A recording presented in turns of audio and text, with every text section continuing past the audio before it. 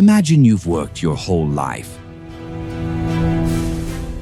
You've struggled, failed, started over, and failed again. And then, at 65 years old, you find yourself broke, living on a tiny $105 monthly pension with nothing to show for decades of work. Most people would say it's over. Just give up. Life has passed you by. But what if, at the very moment everyone else gave up, you decided to rise? That's exactly what Colonel Harlan Sanders did.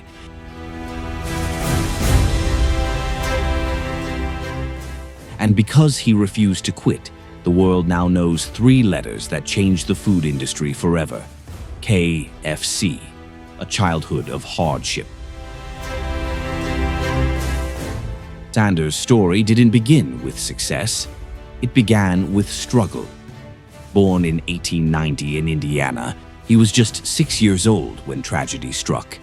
His father died, leaving his mother to raise 3 children alone.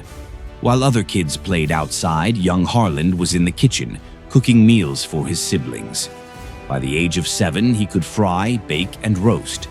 Not because he wanted to, but because he had to. And school? That wasn't an option for long. By 12, Sanders had dropped out. No money, no education, no father figure. Just a boy forced to become a man before his time. The man who couldn't keep a job. Sanders grew up into a restless young man, bouncing from job to job, searching for a place in the world. He worked on farms, quit. He joined the army, discharged within months. He studied law, failed after fighting in court. He became a railroad worker, fired. He tried selling insurance, fired again. He started a ferryboat business. It collapsed. He sold lamps, failed. He even tried manufacturing tires. That failed too. Everywhere he turned, the door slammed in his face. His marriage suffered. His anger grew. At one point, he admitted he had a short temper that ruined opportunities. By middle age, Sanders wasn't just broke. He was broken. A glimmer of hope. In his 40s, Sanders finally caught a break. He started running a gas station in Corbin, Kentucky. But he didn't just pump fuel, he cooked food for hungry travelers. And among his dishes, one stood out: fried chicken. But this wasn't ordinary chicken. He used a secret blend of 11 herbs and spices. He used a pressure fryer to make it faster, crispier, juicier. Word spread. Travelers came not just for gas, but for the chicken. Soon he opened a small restaurant. For the first time in decades, Sanders felt hope. Life strikes again. But fate had other plans. In the 1950s, the government built a new interstate highway that bypassed Corbin. Traffic disappeared, customers vanished, and just like that, Sanders' restaurant went bankrupt. At 65, he was broke again. Living off a small pension, sitting on a rocking chair, Sanders thought his life was over. But then, he had an idea, a crazy idea.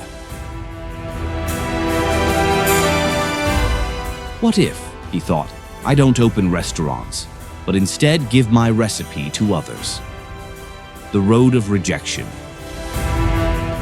So Sanders packed his car with bags of flour, herbs, spices, and a pressure cooker, and he hit the road. Day after day, night after night, he traveled across the United States, going from one small restaurant to another. He would walk in, introduce himself, and say, "I have a chicken recipe I believe will make your business better. You cook it. If customers like it, you share the profits with me." Simple, honest, straightforward.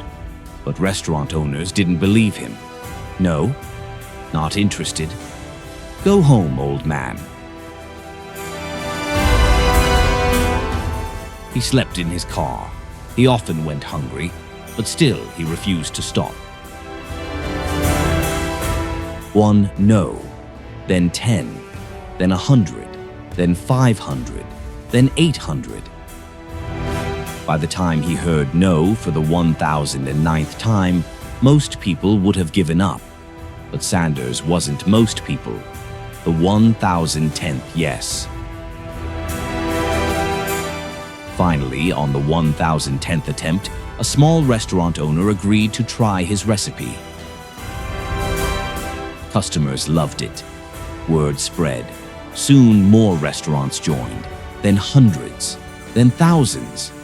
By the time Colonel Sanders died at the age of 90, Kentucky Fried Chicken had 6,000 restaurants in 48 countries.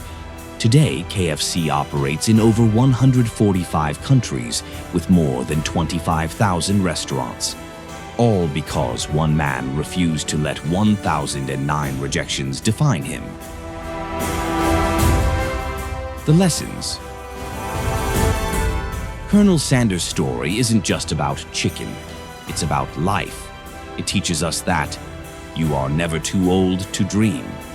Sanders started KFC at 65. Failure is never final. His businesses collapsed, but he rose again. Rejection is redirection. Every no pushed him closer to the right yes. Perseverance is the difference between dreamers and achievers. Think of it. Walt Disney was told he lacked imagination. Oprah was fired from her first TV job.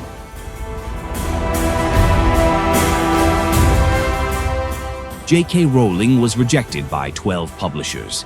Michael Jordan was cut from his basketball team.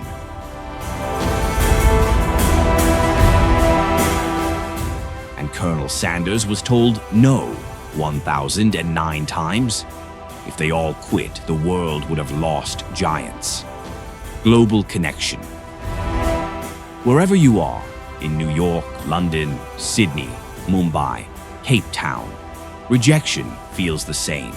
It hurts, it stings, it makes you question yourself. But the truth is universal. Rejection doesn't mean you're not worthy. It just means you're not ready yet, or the world isn't ready for you.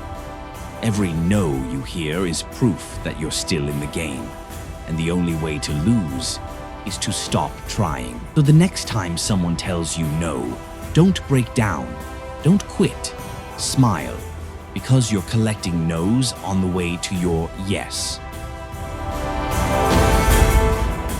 Remember Colonel Sanders, remember the 1009 rejections, and remember this truth.